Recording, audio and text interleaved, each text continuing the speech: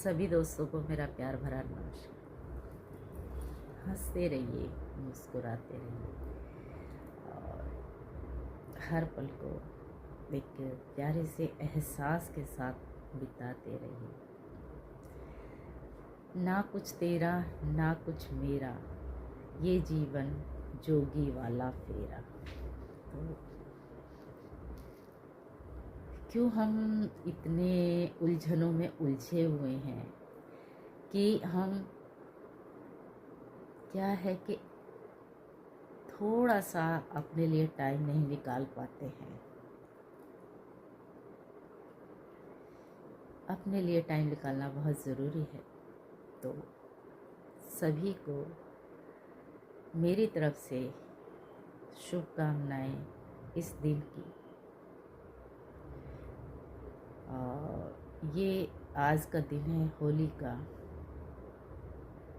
दोस्तों, मैं होली जो नहीं मनाती, मैं कोशिश कर रही हूँ अब कोई भी त्यौहार ना मनाया जाए। जो जितना मैंने पढ़ा है और जितना मैंने समझा है, मुझे लगता है कि शायद हम सिर्फ जो रिवाज चले आ रहे हैं उनको आगे बढ़ा रहे हैं और किसी भी चीज़ का अच्छी तरीके से सोच समझकर नहीं देख रहे हैं।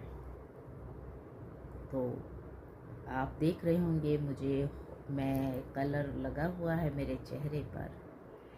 तो कलर इसलिए है कि लोगों को जो ये दिन यानी होली बहुत पसंद है और मुझे भी पसंद है। लेकिन क्यों पसंद है मैं बताती हूँ। इसमें हम कुछ ऐसा करते हैं जिसमें मन में एक अच्छी सी उमंग पैदा होती है, एक अच्छा सा एहसास होता है। तो ये सब चीज़ मुझे अच्छी लगती हैं। यानी जो मनुष्य के अंदर उमंग जगा देता है, कोई भी चीज़ हो, वो चाहे कोई त्यौहार हो, चाहे कोई धर्म हो, चाहे कोई भी चीज़ हो, और अंदर से एक उमंग सी पैदा होती है हर इंसान के अंदर। तो यही इस वजह से मेरे को ये जो है कलर वाला रंग कलर और रंग से खेलना पसंद है। तो त्योहारों का मतलब यही होता है कि हमें मतलब त्यौहार जो होते हैं हमें अंदर से उकसाते हैं अच्छा करने के लिए, अच्छा रहने के लिए और अच्छा पहनने के लिए, अच्छा सोचने के लिए, सबको एक साथ लाने के लिए। तो जहाँ पर जो चीज़ अच्छी होती है हम अपनाते हैं, चाहे वो किसी भी धर्म की है, सिर्फ हिंदू धर्म की नहीं, चाहे वो किसी भी धर्म की है। तो जहाँ तक मैं पढ़ती जा रही हूँ, मुझे थोड़ा पता चलता जा रहा है कि ये वो चीज़ें हैं, वो सामाजिक रीति रिवाज हैं जिनको सब लोग फॉलो करते हैं। मतलब घर वाले मना रहे तो हम लोग भी मनाते आ रहे हैं। लेकिन मैं इस बारे में अब थोड़ा सा जागरूक हो गई हूँ, सोचने समझने लगी हूँ कि हम क्यों मनाते हैं। पहली बात, मुझे इसमें जो एक चीज़ है कि एक महिला, होलिका नाम की एक महिला को जलाया जाता है। कहीं पुरुष को नहीं देखा होगा आपने, तो यहाँ भी त्योहार में भी होलिका नाम की एक महिला को जलाया जाता है। ये मुझे थोड़ा सा हट कर गया। ये जो थिंकिंग है लोगों की, सोच है लोगों की, बड़ा अजीब सा मुझे लगा कि होलिका को क्यों जलाया गया।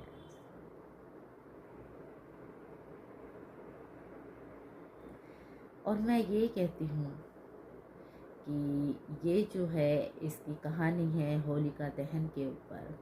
आज के दिन होलिका का मतलब वो होता है दहन, जलाई जाती है।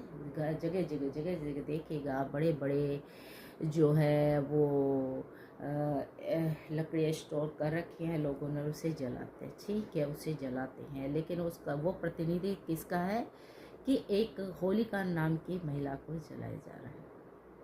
ठीक है, क्या आपने देखा उसको? क्या मैंने देखा उसको? नहीं देखा। तो हमारे पास जब साक्ष्य नहीं है, जब प्रूफ नहीं है, तो हम क्यों कर रहे हैं ये बातें? दोस्तों,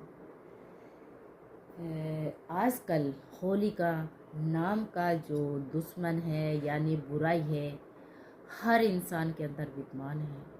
तो क्या वो अपने अंदर की होलिका को जला पाता है? नहीं जला।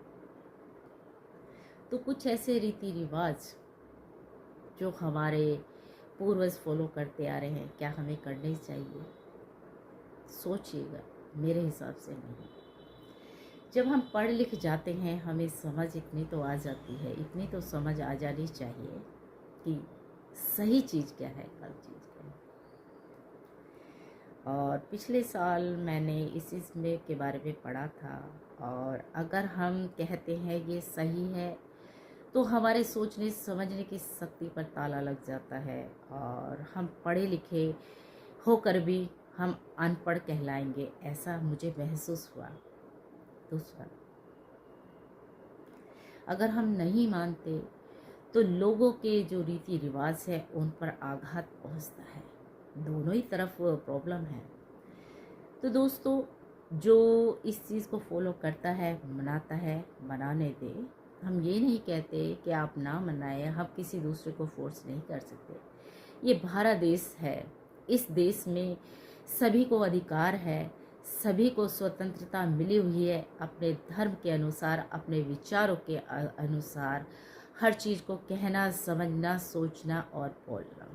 और अगर किसी को कोई चीज़ अच्छी लगती है, बशर्ते वो गलत उद्देश्य ना हो, उसका किसी को गलत संदेश ना देती हो, तो वो उसको मना सकता है, कह सकता है, कर सकता है।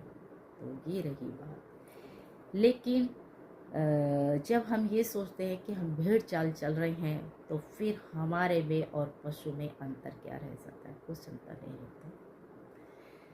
तो शिक्षा हमें यही बताती है कि सही तर्क की शक्ति पर, तर्क की दृष्टि से सही क्या है, गलत क्या है। और ये शिक्षा हमें मिली है हमारे संविधान से। दोस्तों, वो संविधान जो हमें बताता है कि पहले आप शिक्षित बनो, शिक्षा ग्रहण करो, उसके बाद आप अपने तर्क रखो, तर्क दो, क्या सही है, क्या गलत है। आपको इस चीज़ की आज़ादी, यानी हमारे को इस चीज़ की आज़ादी मिली है हमारे संविधान से। तो हम आँख मूंद के किसी चीज़ को नहीं अपना सकते आजकल के टाइम में। दोस्तों, हाँ, पहले था ऐसा, और हम करते भी आए हैं ये चीज़ कि घरों में जो चीज़ होता है वो चीज़ हम लोग फॉलो करते हैं। लेकिन जब हम पढ़ लिख जाते हैं तो हमें एक चीज़ का ध्यान रखना होगा, तर्क की दृष्टि से क्या चीज़ सही है, क्या चीज़ गलत है। तो अगर हम इन चीज़ों का ध्यान नहीं रखेंगे तो हमारा पढ़ाई, हमारा शिक्षित होना बेमानी है। दोस्तों, तो यही छोटी छोटी बात है जो ये है। मैं किसी के धर्म पर, किसी की संस्कृति पर, किसी के विचारों पर आघात नहीं कर रही हूँ। जिसने जो कहा अपने दृष्टिकोण से कहा, जो करता है अपने दृष्टिकोण से करता है। तो मेरा दृष्टिकोण क्या था ये मैंने रखा। हाँ, कलरफुल वाला जो त्यौहार होता है मैं बड़े धूमधाम से मतलब खेलती हूँ, करती हूँ, मुझे अच्छा सा लगता है। तो जो चीज़ हमें खुशी दे जाती है, जो टाइम हमें खुशी दे जाता है, अंदर से आनंदित करता है, उमंगित करता है, उमंग भरता है, वो चीज़ मैं अपनाती हूँ। तो त्योहार जो है एक तरह के हर पल को अच्छे से जीने का एहसास दिलाते हैं, क्योंकि ज़िंदगी बड़ी कभी कभी नीरस हो जाती है अगर हम इन चीज़ों को, त्योहारों को ना अपनाएं, क्योंकि ये हमारे अंदर एक नया उत्साह सा भर देते हैं। होली आती है, दिवाली आती है, तो अच्छा है। लेकिन हमारे लिए क्या सही है, क्या उसका तर्क हो जरूरी है कि क्यों हम मनाते हैं, क्या रीज़न रहा। तो मुझे यह हट कर गई ये बात कि एक महिला को जलाया गया। तो कभी सोचिएगा कि क्या है ये। और बहुत सारी चीज़ है। तो और होलिका नाम की जो बुराई है वो तो सभी लोगों के दिलों में बैठी है। तो क्या हमारा सिर्फ उस दिखावे के रूप में उस ईंधन को जलाना है? नहीं दोस्तों, जो हमारे अंदर जो होलिका रूपी जो बुराई बैठी है वो जलाना हमारा मकसद है दोस्तों। उसे भूलना जरूरी है, भाईचारे के साथ आगे बढ़ना जरूरी है। तो इतनी सी छोटी सी बात मैं यहाँ पर ख़त्म करती हूँ। अगर किसी को कोई बात अच्छी ना लगी हो तो माफ़ कीजिएगा, ये मेरे तर्क थे, किसी के तर्क नहीं थे। तो जय भारत दोस्तों, जय